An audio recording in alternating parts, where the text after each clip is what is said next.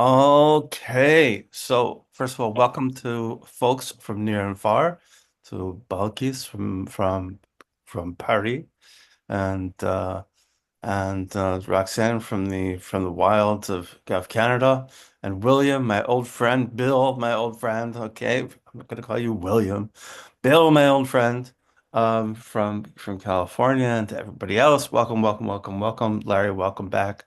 I hope you had a good time last week at Hadar. I'm sure you did.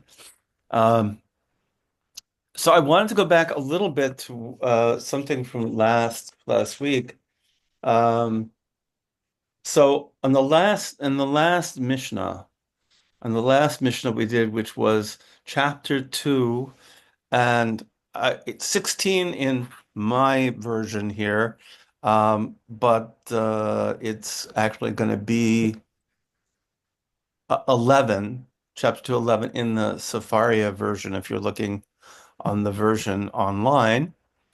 Um, it says, Rabbi Yeshua Omer, Ayin hara yetzer hara b'sinat habriot, motzin et adam min ha'olam. It says that an evil eye, so an evil eye we mentioned before, is related to, there's the link to Safari, it's right there. Sorry about that. Forgot to click the Yetzer Hara, the evil impulse. Ayin Hara related to envy, um, almost always related to envy and to jealousy, and Yetzer Hara, the evil impulse, usually associated with animal drives, um, our various lusts. And finally, sinat Brio, the hatred of humankind. I think that's a good translation because it's Brio is means literally creations. Um, and among all the words for human beings, it's the one which is the most general, which includes the most of humankind. So that makes perfect sense. But since Motzi'in et adam min ha'olam, drive a person out of the world. That's a very strange expression. It's actually a very strange expression. We have other, if you want to say that something is, you want to say that something is extreme, we have many different ways of saying things are extreme. Elsewhere it says that a person is chayav, a person is liable for their own life. There are lots of different ways of saying something is really bad, but to say that it takes you out of the world is a strange expression. So I poked around to see, okay, like what did the rabbis do with this? And the one I liked best, okay, so I'm being honest with you, I'm just coming you with the one I liked best, was Maimonides, the Rambam. The Rambam says this. He says, a person who despises mankind, despises other people, and um, who has um, desires which are out of control and who has envy that's out of control is likely to think that the best way to solve his problem is to retreat from humanity. The best is to retreat from humanity. And to become and he says, but not in the good way, right? So he says there is a good way to retreat from humanity, right? There's a good way to become a hermit, right? You want to go move to Mount Athos, and you want to go and you want to find yourself a nice cave somewhere, and you want to become a holy hermit. Okay, that's okay. There's a way to do it. But there's also a way of just becoming a misanthropic hermit, just being somebody who hates humanity. I hate people. And so I'm just going to separate myself from the world and I'm just going to become distant from the world. And he says that there are people who can do this without physically doing it. They just detach themselves from humanity. They just detach themselves from the world around them. I thought that was very interesting. Um, so you take yourself out of the world in the sense of kind of absenting yourself from your own humanity and saying, okay, I just can't deal with people. Yeah, Larry?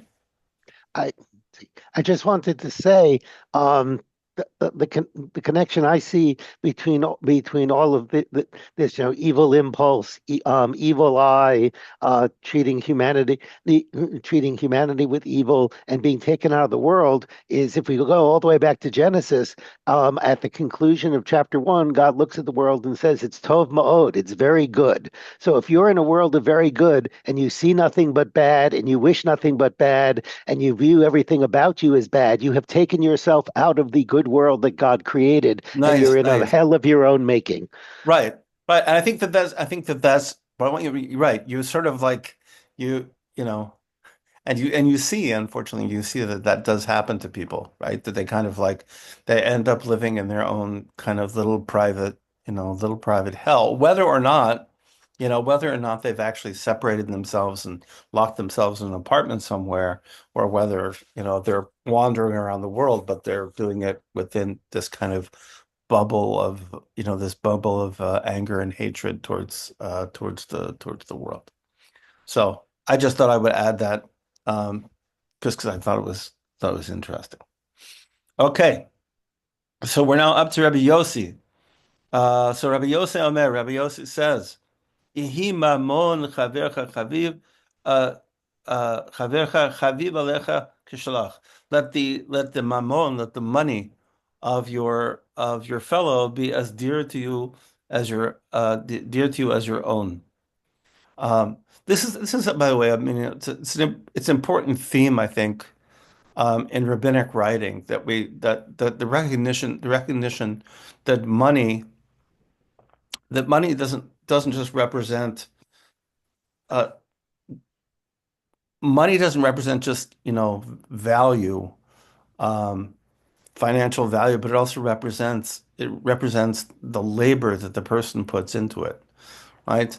Like to attack a person to attack a person's money is to attack the person. The person exchanged their life for that money, right? That's how you make money, right? You make money by exchanging life. If I were teaching, for example, and if I were getting paid, um, I would taking hours out of my life, right, in order to be teaching. I would getting paid for it, and that money represents the life that I sacrificed, right, for the sake of that money. So that money is really my life. So you want to treat other people's money, um, like you would your own. Now it's interesting because sometimes you wonder, sometimes Judaism is seen as kind of legalistic, right? And in fact, we have three big volumes of the Talmud, right, which are all discussions and arguments about money, right? About how you handle money, right? Three huge volumes, right? What the rabbis are saying here is, okay, yes, you have three big volumes, right? And that's one approach, right? That's one approach. Um, but there's also something else, and that is at a very simple level, right? Um, there's a simple moral imperative. The moral imperative is to treat other people's money like you would treat your own, right? And having spent a little bit of time with a rabbi who specialized in financial Jewish law, he would quote these things very, very often. Like people would ask him these very, very specific questions. Rabbi Meir Tamari, um, people would ask him these very specific questions, and they were expecting kind of a legal answer, and he would just stop them, and he would say, "Okay, Pirkei Avot says that you should treat other people's that you should consider other you should love other people's money and should be precious to you like your own money." Okay, uh, so are you doing that? Whether you're not, so the standard is not, am I allowed to do that or am I not allowed to do that? The standard is, am I am I loving other people's livelihood like I love my own.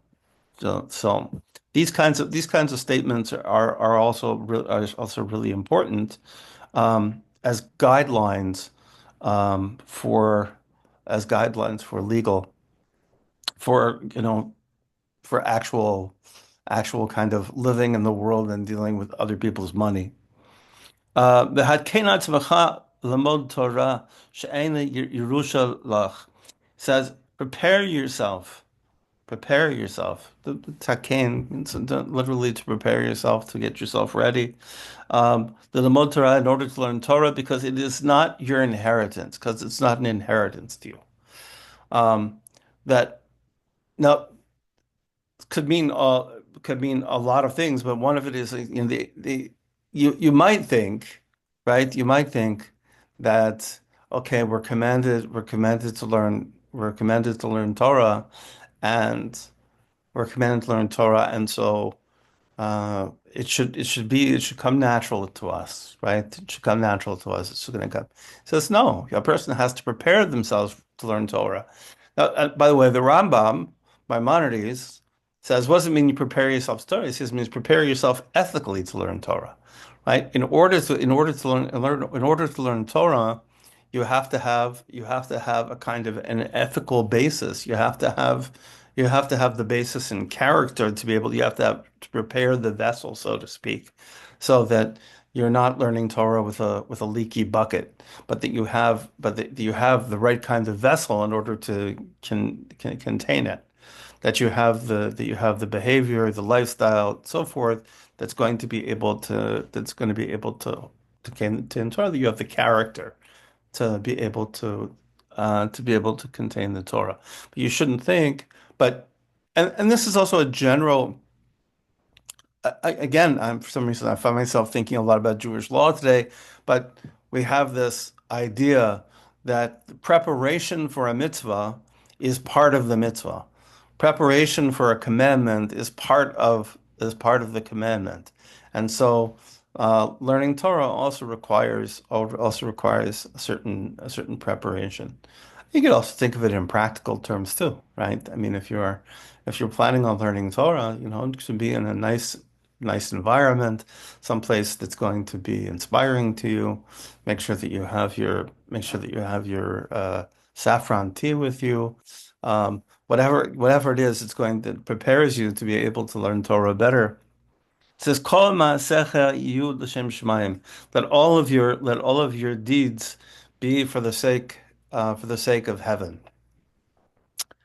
Um, one of the most beautiful one of the most beautiful lines I think um, uh, in all of Pirkei Avot because it suggests that I think it it suggests that all of life can be sanctified. Everything that you do can be l'shem shamayim.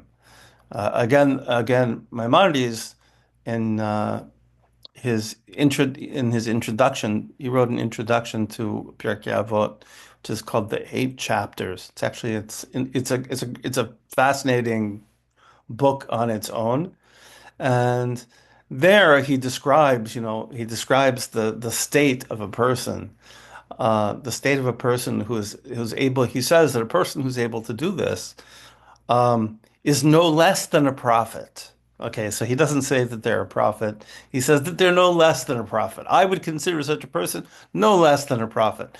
A person who's able to sanctify every single one of their actions.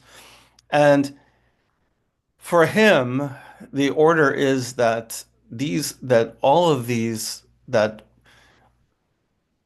the discipline, the discipline of the Torah is to create the character, right? Is to create the character to allow you to know, to allow you to love God, and ultimately to love God with all your heart, with all your soul, with all your might. But first we have the building of character, then we have the knowledge, right? The knowledge of God. Because how do we love something that we don't know? Right? In order to love something, we have to know it. And so once we know God, then we're able to love God. He says this is something that could be done with each and everything. Now, the Shulchan Aruch, the Code of Jewish Law, which is not exactly the world's most poetic book. Okay, just saying it's a code of Jewish law, right? It reads like, Black's legal dictionary. It's not exactly poetic, but there is one poetic section in the Code of Jewish Law, and that is on a related verse, which is "You shall know God in all your ways." Okay, in which is kind of pairs well with "and let all your deeds be the sake of heaven." Um, and that's a beautiful, beautiful thing in which the Code of Jewish Law says, listen, I've told you about all the various things, that you can do and you can't do, but really it's sleeping, eating, walking, talking, anything that you do, all of it can be, right? All of it can be with the intention of having of having the awareness of God. And that's Kol Masahi Yud L'Shem Shemayim, let all your actions be for the sake of heaven. It's a very, very high it's a very, very high standard. And he says that a person and Maimonides says that this becomes kind of your standard, right? This becomes your measuring stick, right? So the measuring stick is when you're looking at the person who's now like close to prophecy. Okay, the person who's close to prophecy is the person who's able to say to himself before they do something, is this l'shem shamayim? Is this in the name of heaven? Is this going to create my character to allow me to know, to allow me to love God? So that becomes the yardstick by which you measure every single thing that you do. Okay, so that's the entire Mishnah. Thoughts on the Mishnah? Uh, Question um, from Larry. What about Torah Tzivah Moshe? Uh, Marsha Gilad Yaakov says the Torah that Moshe commanded is a heritage. Because so that's interesting. Interesting that it uses Morasha and not Nahala. It seems interesting, but I think you're right. Uh, Um, that you're right. You might think that collectively it's an inheritance, right? But that doesn't mean that you inherently. The question about whether you know, own your Torah, right? We say, "Ten chelkenu b'toratecha," give us our piece of your Torah, right? Now, if you think about that expression, right?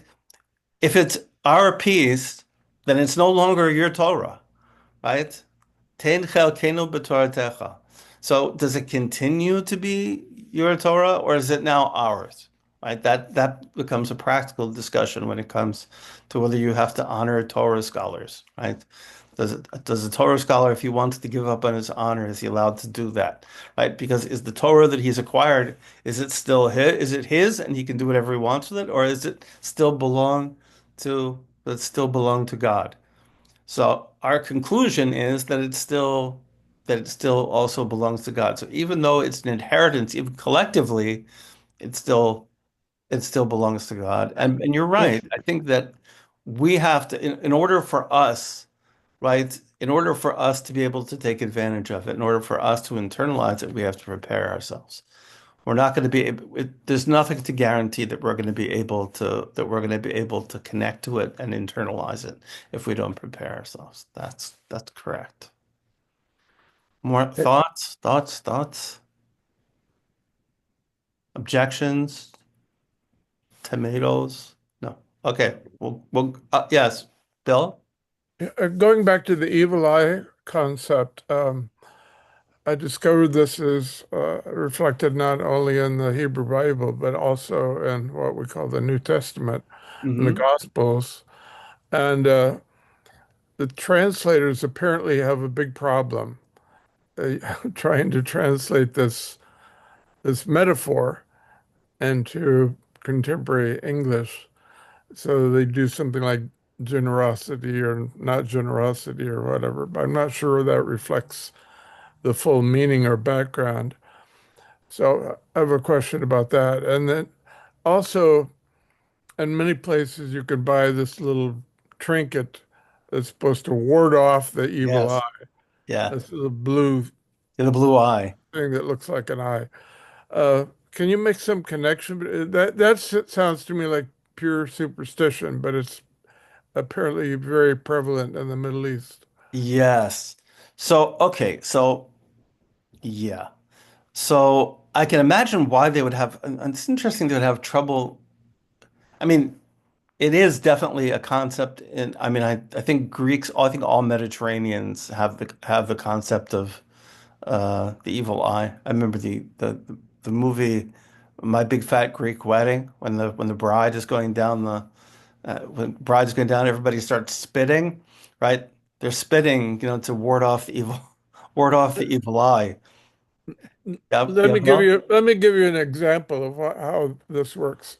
The literal Greek is, or the eye of the evil is because I good am, which Oh, funny word order.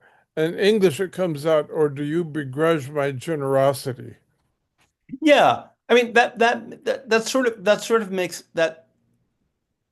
that's pretty close because the evil eye is like is somebody looking at your generosity, right, with some kind of grudging, right? With some sort of Or is it covetousness? Coveting? it can be covetousness if that somebody wants it, but also, for example, somebody uh you know somebody gives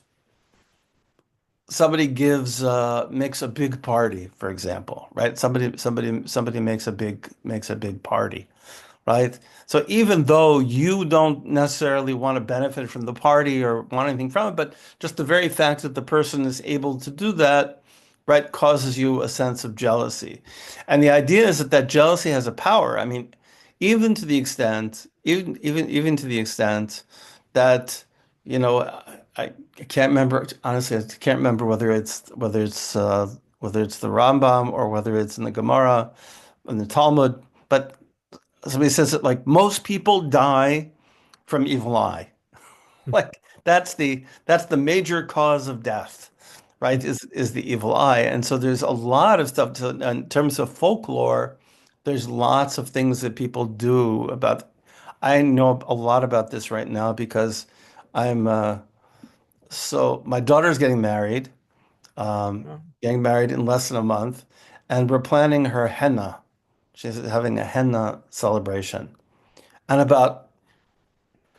it's about 50-50. About 50% of the stuff that you do for the henna is in order to have various things that represent prosperity and good things. And about 50% of the stuff you do for the henna is to ward off evil eye because you're doing this, so you have to do this, right? So there's a lot of little superstitious things. Although we Jews, we claim we don't have any superstitions. But if you hang out with Moroccans, there are plenty of them. Um, but yes, there are lots of things that people do to try to ward off the evil eye. My grandmother was constantly spitting, and even to say "Kain Ain Hara," then no evil eye or "Bli Ain Hara." So you say something nice about somebody, you pull off the evil eye from them. Um, uh, and um, oh, Bill, you have the names of God behind you. So you're getting a compliment in the chat for the for whatever's hanging behind you. Bill is a very eclectic Oh, person. yeah. It's it's a gift from some Muslim friends in Hebron, Al Khalil, which they gave me. It's 99 names of Allah in Arabic, Bill is none of which I can read. yet. yet. So, um, so Bill is learning. Bill is has been learning Arabic for quite a while, and he's he's uh, he's He made amazing. 3 trips to Jordan, which I loved very much. So he's a good guy to know. So get to know him because he's a really nice guy. Okay, are we ready for the next one? Okay, so that all your deeds be have it. So Rabbi Shimon said, Rabbi Shimon Omer. He said, "Have zachir b'kriyat Shema u'b'tefillah." Says, be careful in the recitation of the Shema and your prayer. So he chooses these two. The Shema is the statement of the unity of God, right? It is part of the centerpiece of our prayer in the morning prayer and in the afternoon and in the evening prayer. And we're supposed to recite it two times a day, and it's Hear O Israel, meaning the people, Hear O Israel, the Lord your God, right? The Lord our God, the Lord is one, and so expresses the unity of God. And he says when you say that, and when you say the Amidah, which is the standing silent prayer that we say, which is the center, which is really the main prayer, main part of every prayer. He says you should make sure that you are meticulous. Zahir means meticulous.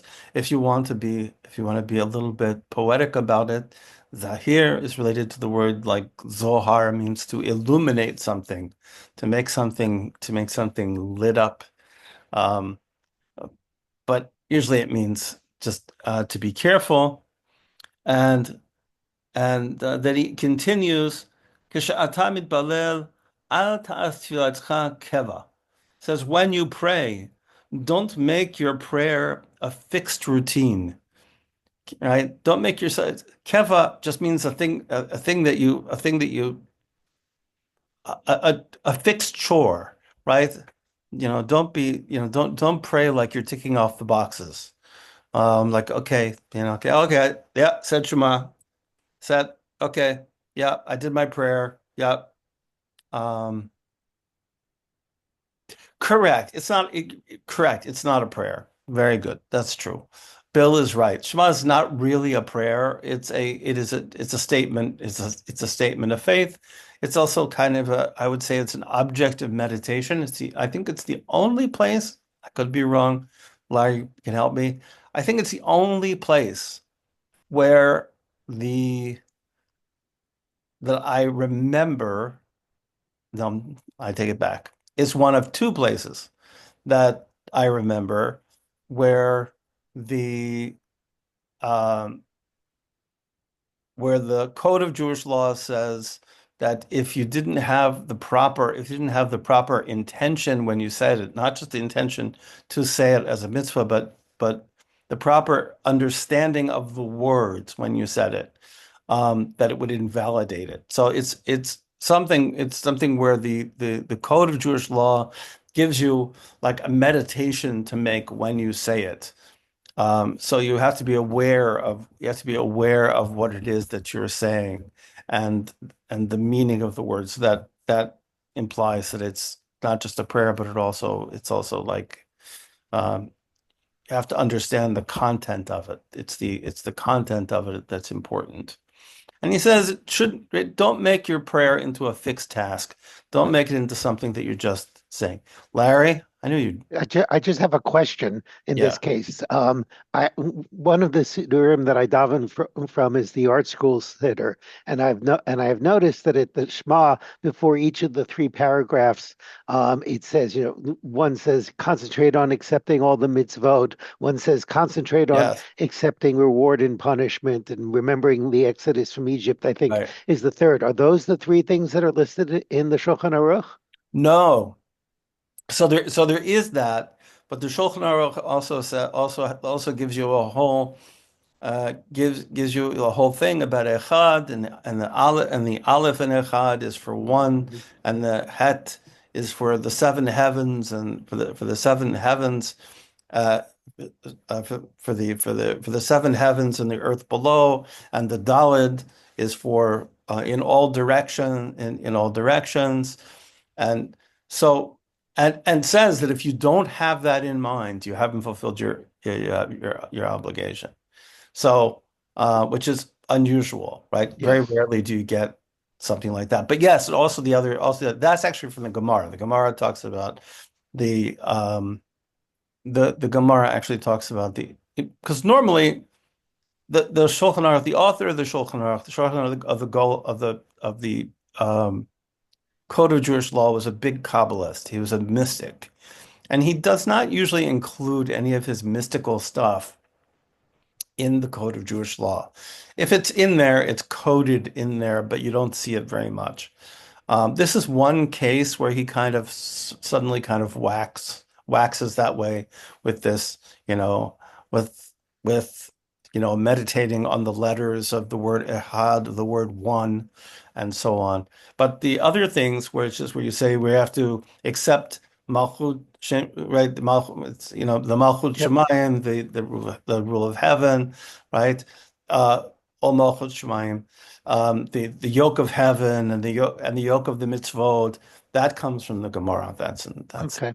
Gemara.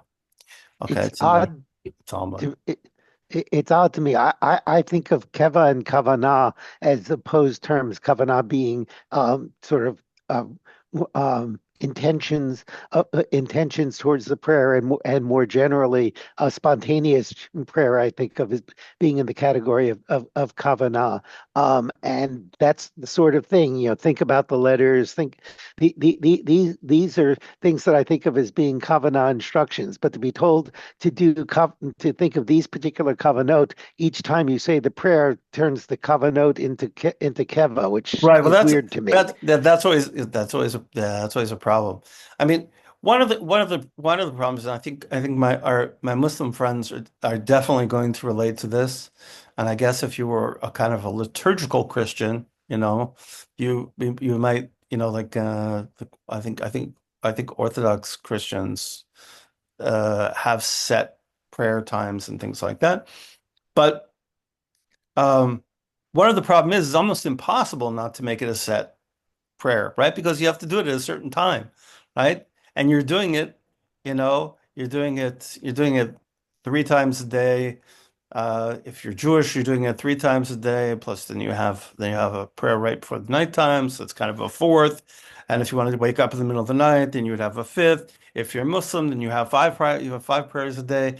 And if you're doing something regularly like that, it is going to become a fixed task, right? Every time I say to myself, "Oh, I have to pray," right? I do. I find myself saying that. Oh, I have to pray, right? That is implying to myself that it's a fixed task. This is kind of one of the things.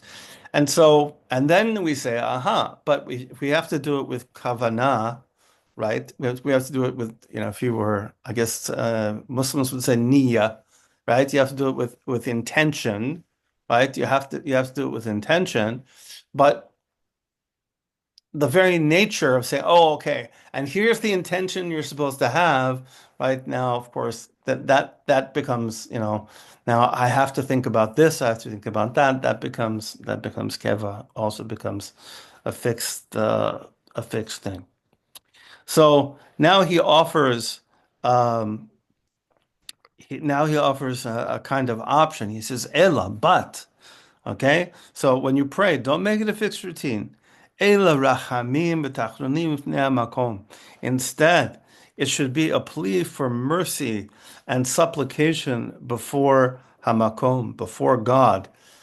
Strange name for God, by the way. This is hamakom. It means the Yes. place. Why is God called the place? Uh, So the Talmud I've explains never heard that God before. is called the place because he is the place in which everything takes place. Um, but it's a strange name for God, but it was and is a common way of referring to God. Certainly, back in this from the first second century, Thatcher Interest Bill. Um, So that was a common way of referring to God was as Hamakom, as the place. So he says, instead, so it should be Rachamim Tachnunim. It should be. Now it's interesting. I just have to say this. So when I say the word Tachanun, right? If you were a regular Jewish prayer, you would think, oh, I know that word, right? It means the prayer that you say after the main prayer, right? We have the main prayer, which we mentioned before, the Amidah, which means literally the standing prayer. And so we say the standing prayer, and then afterwards, okay, afterwards, the rabbis would take a moment, okay, and they would make their own personal prayers, right? They would make their own personal prayers. They would make, like dua afterwards, right? They would use that time. They felt a closeness and intimacy with God after those prayers, and they would take a few moments to speak out their own heart.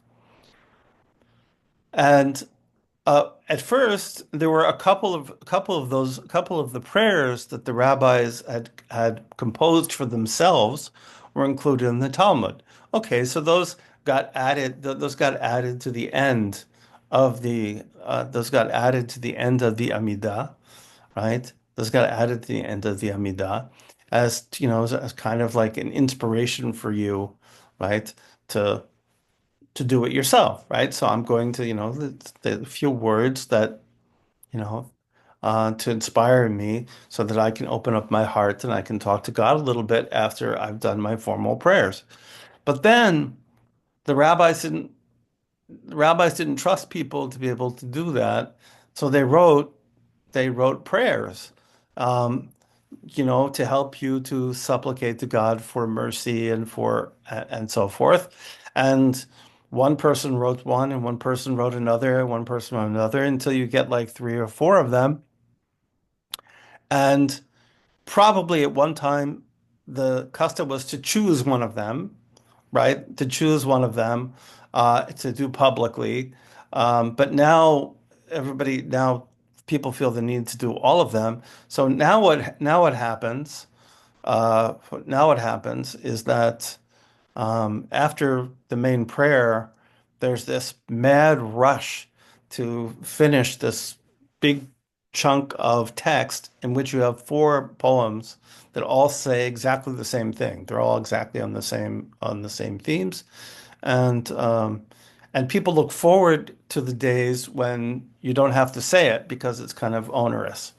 So the principle kind of got messed up. This is where sometimes religion can mess things up, and we kind of messed this one up. But the idea is tachnun means that a person supplicate to God, means talking to God, pouring your heart out to God, um, and to ask for his rachamim, to ask for his mercy. My Muslim friends will recognize the word Rahamim from Rahman. It really comes from the word for you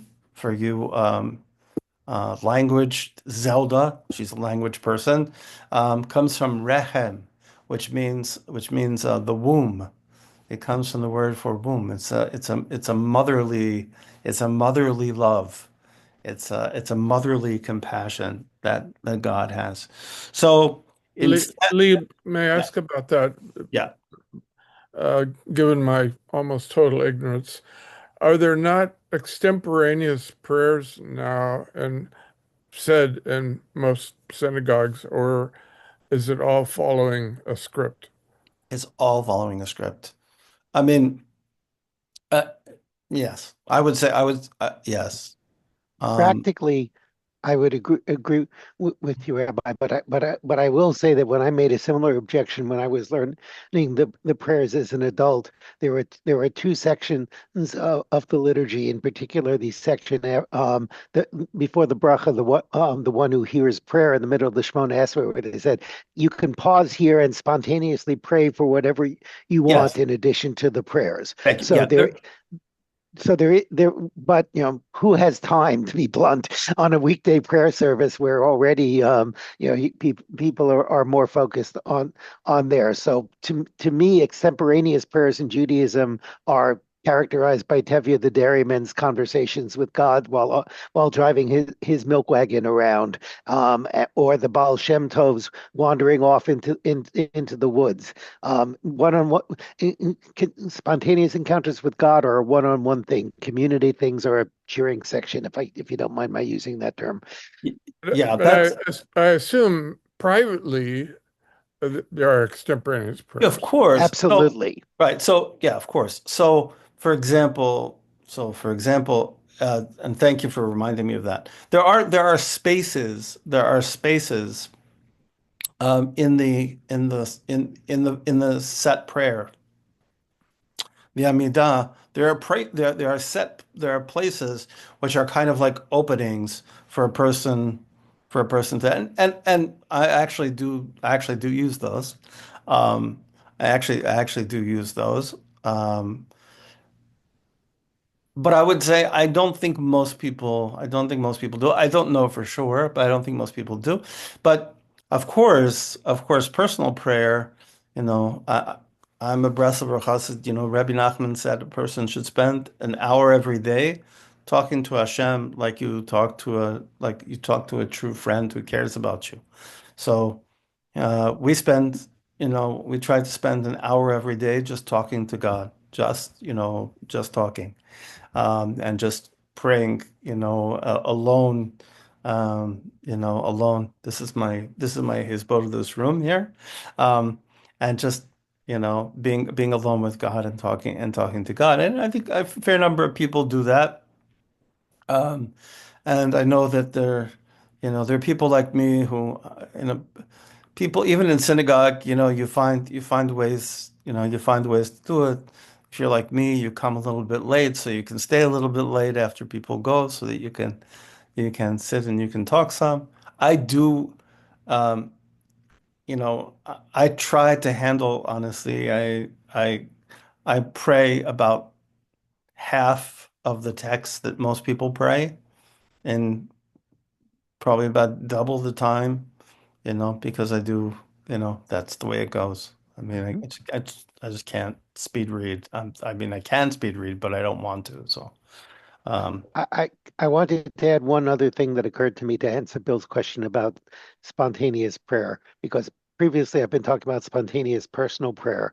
It is not uncommon for congregations in times of crisis, whether local crisis or global crises involving the Jews, for them to add a few extra prayers to the end of the services, usually psalms, in response to the thing. Since October 7th, my shul is we've been saying we've been reading two extra psalms at the end of each of every service as sort of a crying out to God. In addition to that, there are things we do that are not prayers, that never and but are again a communal response. We have there are prayers within the service for the sick, where people stand up and recite the names of the sick people who they want to be there. I don't want to keep focusing on October 7th, but sometimes there are specific prayers for the hostages, or yeah, and so forth and so on. So I don't want you to have the impression that we walk in there and we say exactly the same thing. It's just that the synagogue is not really the place for spontaneous personal prayer. We have the whole rest of the world for that. yeah, yeah. That seems reasonable. Okay, and now he uses a verse as a proof text, Shneimar, right? As it says, right? This is good rabbinic practice is if you can connect it to a verse, that's always best. It says Ki chanun ve'achumata, because he is gracious and compassionate. I'm going to explain those words in 1 second. Erech apayim b'rav chesed ve'niham al hara, and he's Erech apayim. He's patient, slow to anger, and he's abundant in kindness, and he's uh, and he's I'll take this translation for the moment. Nicham al hara, he renounces and renouncing of punishment. So said, why should you be transforming your prayer into a real supplication? Because God is merciful. He's Hanun v'Rachum. Hanun comes from the word hen, which means grace, or something which is like in modern Hebrew chinam, for free, right? Hanun is the is so, is somebody who gives kindness for free, right? Even if you have no merits, even if there's nothing good about you, right? He gives for free. Rahum, right? Just like a mother always finds something good about her child, right? They can always find something good, right? He's, you know, he's, the kid is horrible. The kid, just committed some horrible crime, and the mother will say, he was always such a sweet boy, right? She always finds something good. So Rahum, that Rahamim is the character of being able to find something good about a person. So God is both. He's kind to the people who don't deserve it, kind of deserve it a little bit. Erech Apayim, he's paid. Erech Apayim means literally having a long nose. Um, Taking long breaths, right? Patient, right? When we get impatient and when we're agitated, we breathe fast, breathe slow. He's patient. He's patient. Rav Chesed. He's full of kindness, right? He's abundant in kindness, and Nicham al hara is like um, he holds back on the bad, if that makes sense. He holds back on the bad. Maybe punishment is due. Maybe the consequences deserved, but he holds back on those bad consequences. Okay? So that's where it's up. That's, by the way, from the prophet Yoel, from the prophet Joel. And so you should be counting on, because you'll see it relates to the next thing, because he's thinking, and there's a reason why you might not be praying, why you might not be talking to God like this. And he says, "V'al tihi rasha b'fnei atzmecha." He says, don't be evil in your own eyes. Don't be evil in your own eyes. Don't give up on yourself. There's a lot of people, why is it why is it that they don't really pour out their heart to God? They don't pour out their heart to God because they don't believe in the bottom of their heart that they deserve it. They see themselves in such a negative way. They see themselves so poorly that because they don't believe that they deserve God's mercy, and they don't believe that God can have mercy on them, that they don't talk out, whether they're aware of it or not. Sometimes people are not aware of it. They've given up on themselves, and they have no idea even that they've given up on themselves. So, so he says so don't be too evil in your own eyes. It's really, um, there's an entire, it's a beautiful book. Um, your Chabad rabbi, you know, every Chabad rabbi has memorizing this book, the Tanya, by Rabbi Shneur Zalman of Liadi, and he actually begins the book with this, um, and where he talks about a person understanding that they have a divine soul and so on, to realize that God breathed into human beings a soul that contains a chelak Elokai mima'al mamish, an actual piece of God, so to speak. He actually says mamish, not so to speak, but really a piece of God. But we have this beautiful thing here.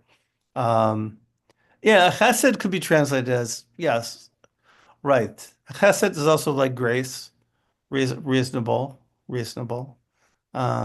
Since from Bill's comment. But we should not despair of God's grace. We should not despair of God's grace because we think that there's something wrong with us. Um, we should see ourselves as evil. We could You could see yourself as struggling.